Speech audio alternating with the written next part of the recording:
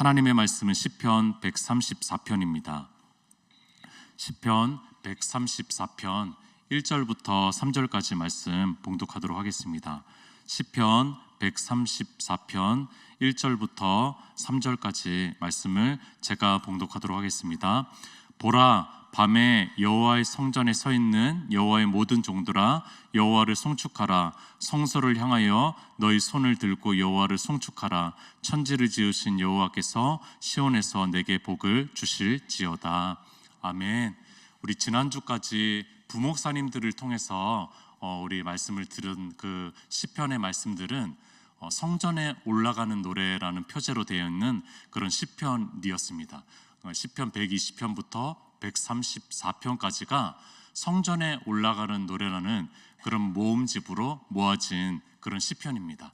여러분들 성전 순례자 한번 생각해 보십시오. 성전 순례자, 굉장히 설레는, 그 당시에 하나님의 백성들에게는 설레는 단어가 바로 이 성전 순례자였을 것입니다. 왜냐하면 그토록 그리워하고 그리워했던 그것이 예루살렘, 또 그 시온산이라고 불리는 그곳에 있는 성전이었기 때문입니다. 그곳에 달려가고 걸어가고 하려고 했던 그런 사람들이 그 당시에 하나님의 백성들이었기 때문입니다. 여러분들, 이 성전 순례자들의 시편에 마지막 시편에 도달한 것입니다. 지금 마지막 시편 134편을 우리는 읽은 것입니다. 여러분들, 이 짧은 구절 3절밖에 안 되는 이 시편은 밤의 노래라고 할 수가 있습니다. 왜냐하면 1절 앞부분에 보니까 보라, 밤에 라고 얘기하니까요, 밤에 불려진 거예요. 여러분도 한번 상상해 보십시오. 순례자들이 하루의 길을 혹은 또 며칠 동안 혹은 몇 주 동안 혹은 몇 달이 걸려가지고 작심하면서 성전을 향해서 순례하고 걸어가는 그 사람들을 생각해 보십시오. 그들이 이제 도달한 시간이 이제 밤이 된 거예요. 밤이 된 겁니다. 여러분들, 그러니까 이 밤은 애쓰고 애쓴 시간이라고 볼 수가 있겠죠. 하나님을 향해서, 천성을 향해서 계속 달려가면서 이제 도달한 그 시간이 바로 밤이라고 얘기할 수 있을 것입니다. 너무나 수고했다라는 것을 보여주고 있는 것이죠. 여러분들, 그들에게 어느새 밤이 된 것입니다. 여러분들, 초대교회 교인들이 스스로가 스스로에게 불렀던 명칭이 있습니다. 그 명칭이 뭐냐면은 길 위의 사람이라는 명칭을 사용했습니다. 그들은 스스로 길 위의 사람이라고 생각을 했어요. 그들은 순례자라고 생각을 했습니다. 첫 번째는 이런 의미입니다. 예수님이 길이시니까 그분을 잘 따라가는 것으로, 그런 의미로 나는 그분을 따라갑니다 라는 의미로 길 위의 사람이라고 첫 번째 의미가 있다면은, 두 번째 의미는 천성을 향해서 나아가는 거죠. 저 하늘을 향해서 나아가니까 나는 정착민이 아니라 계속 유랑하는 길 위의 사람이라는 표현을 한 겁니다. 제가 2008년에 배낭여행을 한 적이 있었어요. 영국을 입국을 해가지고 유럽을 지나서 중동을 지나고, 그래서 인도에서 한국으로 이렇게 이제 입국을 해서 한 6개월 동안 한 30여 개국을 배낭여행을 혈혈 단신으로 혼자서 이제 한 기억이 있습니다. 길 위의 사람인 거죠. 결론부터 얘기하자면요, 그 배낭여행의 결론은 결국 낭만적이지 않다라는 거예요. 그 자유여행은 결코 낭만적이지가 않았습니다. 왜냐하면 이제 불완전한 외국어 소통과 또 새로운 문화들, 또 길을 찾아야 되는 것들, 여러 가지 것들이 굉장히 불안정했고 고됐고 힘들었고, 한국에 몇 번씩 막 계속 귀국하고 싶다라는 마음이 있었는데, 이제 한국에서 어쨌든 6개월 동안 하고 오겠습니다라는 것을 선포하고 기도도 받고 파송도 받고 나름대로 이제 온 거라서 도저히 들어가지 못해가지고 6개월을 버티다가 들어오게 됐어요. 결코 낭만적이지가 않았습니다. 여러분들, 그때가 2008년이었거든요. 2008년 7월부터 시작을 했어요. 스마트폰이 보급이 2009년부터 보급이 됐습니다. 그러니까 이제 그때는 스마트폰이 없던 시절이라고 생각하시면 될 것 같아요. 여러분들, 오늘날에는 스마트폰이 있고 로밍만 하면은 데이터를 통해 가지고 여행지 정보라든지 숙소 정보라든지 가는 길 정보를 다 얻을 수가 있습니다. 그러나 그때는 스마트폰이 없었던 시대예요.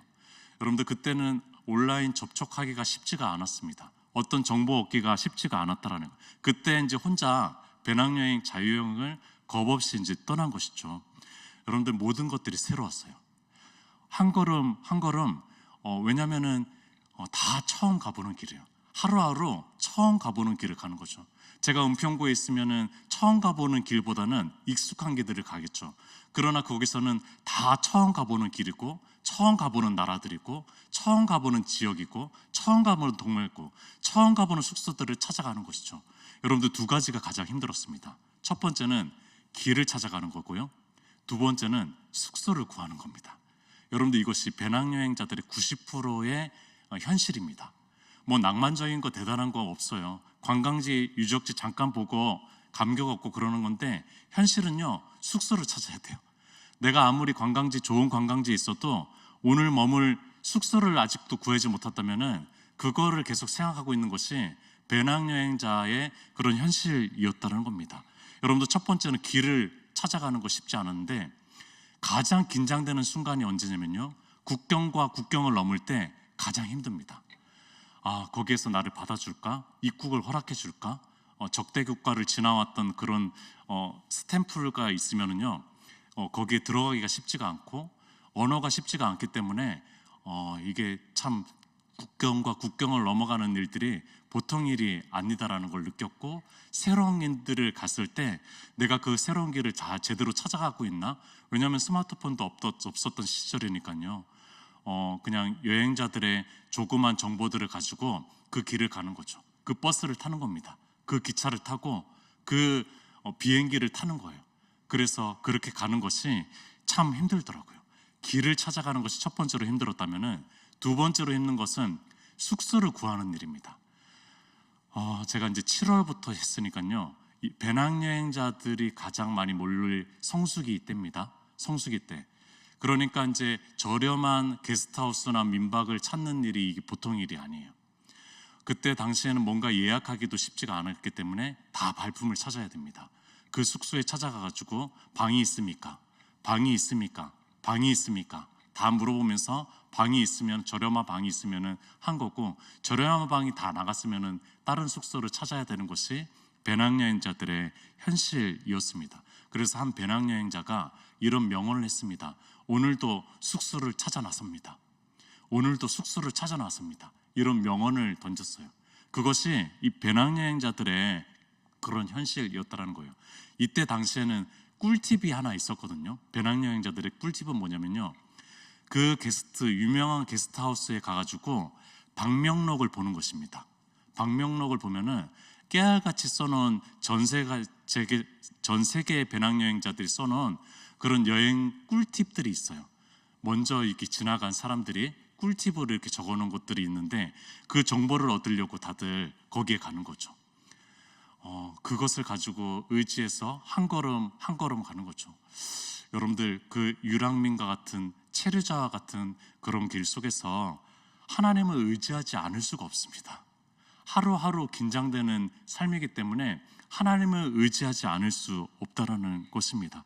여러 다양한 사람들을 만나고 굉장히 유익했습니다. 진짜 다양한 사람들 만났어요. 전 세계의 여러 사람들을 만났고요, 한국 사람도 정말 다양한 사람들을 만났습니다. 제가 그때 신학을 공부하고 있고 또 교회 사역을 하고 있는 상황이었으니까 그리스도인들만 주로 만났다면은 그렇지 않은 사람들도 많이 만났습니다. 좋은 경험이 됐어요. 그리고 여러 유적지와 관광지를 보면서 감탄하고, 이런 또 이렇게 역사가 깊구나, 유서 깊은 역사가 있는 곳이구나, 그런 것들도 바라보게 되고, 또 세 번째로 아름다운 피조 세계도 발견하게 됩니다. 여러분들 사막도 그렇게 아름다워요. 돌사막이 있고, 흑사막, 검은 사막이 있고요, 모래사막이 있고, 하얀 사막이 있고, 여러분들 사막도 그렇게 아름답더라고요. 하나님이 창조한 것은, 피조 세계는 다 아름답다라는 것을 많이 깨달았습니다. 여러분들 그러나 현실은요, 하루하루 숙소 찾는 거예요. 현실은요, 하루 걸어가는 거 얼마나 힘든지 몰라요. 내 새로운 길을 찾아가는 거 보통 일이 아닌 거죠. 그거는 잠깐이에요. 피조 세계 그냥 아름다운 거 감탄하고, 유적지 가가지고 감탄하고, 이것은 그냥 잠깐이고요. 하루하루 숙소 찾는 것이 일이었다라는 겁니다. 여러분들 인도에서 이제 집으로 돌아갔어요. 한국으로 입국해가지고 공항에서 집으로 가고 이제 밤이 찾아왔죠. 여러분들 그날 어머니가 해준 따뜻한 저녁 식사를 먹는데 또 제 방이 있고 거기에 침대에 눕는데요. 얼마나 그 밤은 밤이 아니더라고요. 여러분들 그 밤은요, 밤이 아니고 어느 때보다 안정감 있는 대낮이었어요. 여러분들 그 밤은요, 내일 내가 어떤 걸음을 걸어야 될까? 내일 어디서 머물고 어디서 자야 될까? 이것을 걱정하는 걸음이 아니라는 거죠. 그런 밤이 아니라는 거예요. 여러분들 그 밤은 잊을 수 없는 밤이었습니다. 그 첫째 날 밤은요, 잊을 수 없는 밤이었다는 겁니다. 고향집, 우리 집이 저의 궁극적인 목적지였더라고요. 그러면서 제가 이렇게 걸쭉하게 얘기하는 거죠. 집이 최고다. 집이 최고다. 이 얘기를 안 할 수가 없는 거죠. 여러분들 2주 전쯤에 교인 장례가 나가지고 참석을 했습니다. 거기에서 제가 존경하는 권사님과 이런저런 얘기를 하게 됐어요. 그 권사님이 고인이 되신 권사님에 대해서 잘 알고 있거든요. 그래서 물어봤어요. 어떤 분이셨습니까? 라고 질문하니까 이런저런 얘기를 해주셨습니다. 특별히 그 가족 얘기를 해주시면서 그 가족의 안타까운 사연들을 좀 얘기해 주셨어요. 그러면서 권사님이 이렇게 얘기해 주셨습니다. 목사님, 세상은 그런 거예요. 세상에는 만족함이 없는 거예요. 그분이 그렇게 신앙생활 잘 하시고 겸손하게 신앙생활 하시고 기도하시고 봉사하시고 마지막 여생을 그렇게 돌아가셨는데 그분의 세상 삶은요, 온전한 만족이 없었던 거죠. 만족함이 없었던 거죠. 여러분들 그 삶은 체류자의 삶이었던 겁니다. 여러분들 우리 모두는요, 체류자의 삶이에요. 여러분들 우리는 계속 걸어가면서 영원한 나라를 바라보면서 나아가야 되는 그런 순례자라는 겁니다. 여러분들 오늘 이 순례자들이 드디어 최종 목적지에 도달했습니다. 어디죠? 성전입니다. 1절과 2절을 한번 읽어드릴게요. 보라, 밤에 여호와의 성전에 서 있는 여호와의 모든 종들아, 여호와를 송축하라. 성소를 향하여 너희 손을 들고 여호와를 송축하라. 순례자들은요, 성전에 서 있습니다. 이제는 순례자가 아니에요. 이제는 성전 예배자입니다. 여러분들 순례자에서 이제 성전 예배자가 된 거예요. 얼마나 감격적일까요? 막 눈시울이 붉어졌을 것 같아요. 그 밤에 찬란하게 빛나는 성전을 바라보면서 아름답다. 아름답다. 내가 기어코 여기 도달했구나. 내가 여기 도착했구나. 여러분들 감격에 젖어 있었을 것입니다. 여러분들 그들에게 성전 제사장들이 종교인들이 와가지고 이렇게 얘기합니다. 여호와를 송축하라. 또 2절에도 여호와를 송축하다. 여러분들 그들은 많이 지쳐 있었을 것이에요. 그리고 이제 순례하면서 여러 영웅담도 있을 거고 여러 이야기들도 막 썰을 풀고 싶을 겁니다. 그럼에도 불구하고 성전 제사장들이 요구하는 것은 여호와를 송축하라는 거죠. 여호와를 송축하라는 겁니다. 여러분들 오늘 시편은 굉장히 짧습니다. 긴 말이 필요하지 않다라는 거죠. 그곳에 도달했을 때 해야 되는 것은 하나님을 송축하는 일이다. 하나님을 높이는 일이다. 여러분들 우리는 어떤 목적의 인생을 가지고 살아가고 있습니까? 어떤 사람은 학위를 위해서, 어떤 사람은 승진을 위해서, 어떤 이는 재산을 모으는 것에, 결혼하는 것과 아이를 낳는 것에, 또 직업을 갖는 것, 어떤 나라에 가보고 싶은 것, 유명 인사를 만나는 것. 여러분들 이러다 보니까 우리가 그냥 인생을 다 살아다 보니까 정신없이 살다 보니까 하루가 지나고 또 한 주가 지나고 막 궁극적인 우리의 목적을 잃어버리는 거죠. 그래서 이제 예배당에 찾아와가지고 비로소 그 궁극적인 목적을 다시 한번 깨닫게 되는 거죠. 나는 하나님의 영광을 위해서 살아가는 존재인데, 나는 하나님을 높이고 송축하는 그런 존재인데, 그런 삶에 대해서 다시 한번 깨닫게 되는 거죠. 여러분들 이것이 궁극적인 우리의 목적, 인생의 목적이라는 겁니다. 여러분들 우리는 하나님을 영원히 송축해야 될 존재들입니다. 여러분들 1절과 2절에 송축하다라는 단어가 나오잖아요. 이 단어가 히브리어로 뭔지 아십니까? 바라크라는 단어예요. 바라크. 여러분들 이 단어는요, 버락 오바마 아시죠? 전 대통령. 여러분들 그 버락이 바라크입니다. 바라크. 그리고 그 예레미야의 서기관이었던 바룩 아시죠? 바룩이 또 바라크에서 나오는 겁니다. 축복된 인생, 축복이라는 뜻, 아주 좋은 의미를 가지고 있는 건데, 여러분들이 바라크가 원래 뜻이 있어요. 원래 원어적 뜻은 뭐냐면요, 무릎을 꿇는다라는 의미가 있습니다. 여러분들 이것이 원래 원어예요. 무릎을 꿇는다라는 그런 언어입니다. 그러니까 무릎을 꿇는다라는 거죠. 여러분들 인간이 하나님을 향해서 무릎을 꿇어야 된다라는 거예요. 바라크 한다라는 겁니다. 맞죠? 당연한 거죠. 인간이 하나님에게 해야 될 것은 무릎을 꿇고 하나님만 영원히 높이는 것이 인간이 해야 될 것입니다. 그래서 시편 95편 6절에 오라 우리가 굽혀 경배하며 우리를 지으신 여호와께 무릎을 꿇자라고 여기는 번역을 했습니다. 여러분들에게 참 이 성경 번역가가 가지는 고통과 고민입니다. 왜냐하면은 한쪽에는 송축하다라고 이제 번역을 했고요, 한쪽에는 무릎을 꿇다라는 번역을 한 거예요. 그 문맥에 맞게 하려다 보니까, 그래서 이제 제가 아는 구약학 교수님은 번역은 반역이다라는 얘기를 늘 해주셨어요. 번역은 반역이다. 그분이 이제 독일 원서 또 영어 원서를 번역을 굉장히 많이 하셨거든요. 근데 늘 하면서도 나는 반역을 저지르고 있다라고 얘기하고 있어요. 왜냐하면 그 원어 그대로를 제대로 표현한다라는 것은 불가능하다니까요. 여러분들 바라크가 어떤 데는 송축하다라고 되어 있고 어떤 데는 무릎을 꿇다라는 것으로 되어 있습니다. 여러분들 원래 원어적인 의미는 무릎을 꿇는 거죠. 무릎을 꿇는 건데 무릎을 꿇으면서 하는 것이 송축하다라는 것이기 때문에 오늘 이제 1절과 2절에는 송축하다라는 언어로 번역을 한 것입니다. 자, 근데 여러분들 이것은 당연한 겁니다. 근데 3절에 또 바라크가 한 번 더 쓰입니다. 자, 어떤 단어인지 한번 여러분들이 한번 생각해 보십시오. 제가 읽어볼게요. 천지를 지으신 여호와께서 시온에서 내게 복을 주실지어다. 여러분들 어떤 단어일까요? 우리가 생각하는 그 단어 맞습니다. 복을 주실지어다. 여러분들 이 단어가 바라크예요. 여러분들 1절, 2절에도 쓰였고 3절에도 바라크가 3번 9절마다 쓰이고 있는 거예요. 근데 1, 2절에는 사람이 하나님에게 바라크하니까 송축하다는 거고요. 자, 하나님이 이제 바라크로 쓰이니까 복을 주다라고 얘기하는 겁니다. 여러분들 좀 안 맞죠? 안 맞아요. 우리가 하나님께 무릎을 꿇는 거는 이해가 돼요. 당연한 겁니다. 근데 하나님께서 인간에게 무릎을 꿇다라는 표현을 하고 있는 거예요. 여러분들 이 시편의 시인들이 이런 표현을 하고 있는 겁니다. 여러분들 이 담대한 표현을 하고 있는 겁니다. 여러분들 이런 놀라운 선언을 하는 것입니다. 하나님께서 우리를 향해서 무릎을 꿇으십니다. 그분은 우리 가운데 오셔서 무릎을 굽히셨습니다.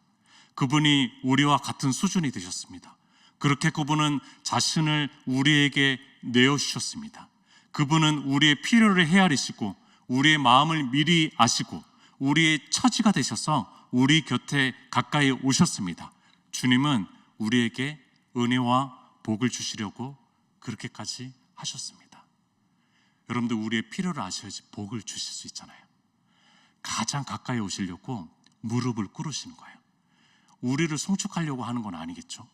우리의 가장 가까이 오셔가지고 무릎을 굽히시고 무릎을 꿇으시고 우리의 마음 심령과 심정을 다 들으시려고 무릎을 꿇고 있는 모습을 지금 장면을 보고 있는 겁니다. 여러분들 인간이 하나님께 무릎을 꿇을 때 놀랍게도 하나님께서 무릎을 같이 꿇어주시면서 우리의 그 형편과 삶을 이해하시려고 가까이 오시는 모습을 우리는 보고 있는 겁니다. 인간도 하나님께 바라크하고 하나님도 인간에게 바라크 한다라는 것입니다. 여러분들 우리가 바라크하는 거는 참 이해가 되는데 하나님께서 바라크하는 거 참 놀라운 일인 것 같습니다. 참 아이러니한 신 하나님이 아닐까 생각을 해봅니다. 여러분들 무릎을 굽히시는 하나님 누가 떠오릅니까? 저는 이제 예수님이 떠오르는데 그 세족을 하는 제자들의 발을 씻기는 그 모습이 떠오릅니다.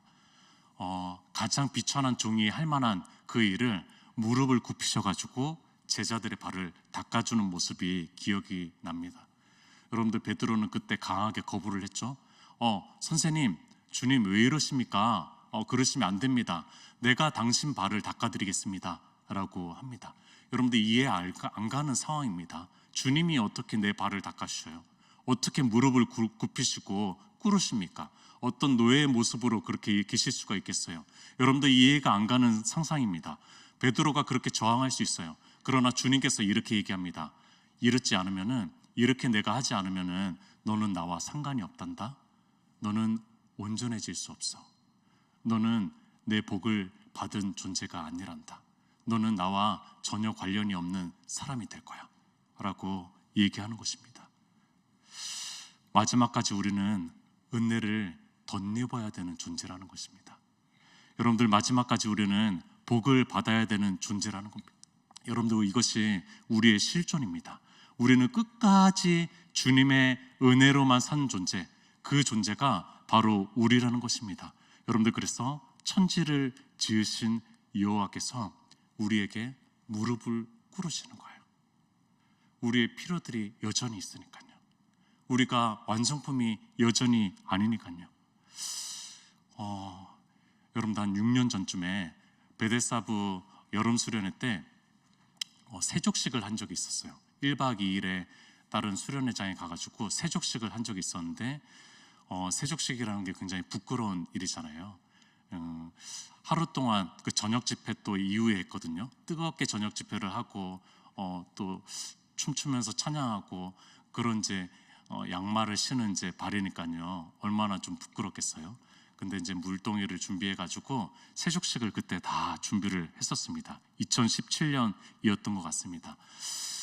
굉장히 감동스럽게 경건한 마음으로 그것을 준비했는데, 우리 베데사부 성도님들은 어떤 반응이었는지 아십니까?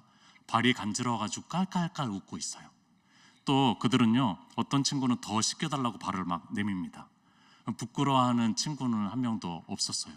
오히려 선생님들이 학생들이 씻겨줄 때 부끄러워하고 좀 내 발을 씻겨주는 것에 감동을 느끼고 또 눈물을 흘리기도 하고 그런 모습이었지만, 여러분들, 베데사부 성도님들은 그렇지 않았어요. 이들은 이렇게 얘기해 주는 거죠. 이거 세족식 이거 꽤나 재밌네요. 크크, 주님의 손길이 이런 거군요. 시원하네요. 덕분에 많이 웃었습니다. 이런 표정이더라고요. 너무 행복한 표정이었습니다. 너무나 기쁜 표정이었습니다. 주님께서 그들의 발을 닦아준다라는 그런 것이 그들에게는 그런 기쁨이었다는 겁니다. 여러분들, 순례자의 길의 끝에는요, 발악할 겁니다. 발악할 거예요. 우리도 주님께 무릎을 꿇고 영원히 송축할 것이고요. 그러나 주님께서도 완전한 복을 내려주시기 위해서, 그곳에서 완전한 복을 내려주기 위해서 우리에게 무릎을 꿇으실 겁니다. 그래서 서로가 가까이 갈 것이고, 사랑을 온전히 누릴 것이고, 서로가 아낄 것이고, 서로가 온전한 복을 누릴 것이고, 서로가 온전한 기쁨을 누릴 것입니다. 여러분들, 그때 그 밤은요, 밤이어서 잘 안 보이잖아요. 그런데 그 밤에 하나님이 가장 잘 보이는 밤일 거예요. 왜냐하면 그때는 평안한 밤이거든요. 여러분들, 그때는 우리 순례길에 고되고 오늘 하루가 어떤 길일까? 내일 하루는 어떤 길일까? 우리의 미래는 어떨까? 라고 걱정하는 그런 길이 아니거든요. 하나님을 대면하고 대면해서 온전하게 알고 그분의 온전한 복과 평강을 누리는 그런 길이거든요. 여러분들, 그 길을, 그 마지막에 그 순례의 종착지를 한번 그려보십시오. 그렇다면 우리 이 순례의 길 조금 걸어갈 만하지 않을까 생각이 듭니다. 이 순례의 여정 끝까지 주님의 은혜를 구하면서, 주님의 복을 구하면서 걸어가실 수 있었으면 좋겠습니다. 우리 함께 기도했으면 좋겠습니다. 우리는 이 땅에서 정착민이 아닙니다. 천성을 향해서 또 나아가고 달려가는 그런 순례자로서의 그 걸음들을 또 굳건하게 걸어갈 수 있도록 주님께서 은혜 주시고 또 복을 내려달라고, 또 하나님을 또 더 많이 의지하면서 나아갈 수 있는 걸음걸음 하루의 길이 될 수 있도록, 하나님을 의지하는 삶이 될 수 있도록 우리 주여 한번 외치고 기도하도록 하겠습니다.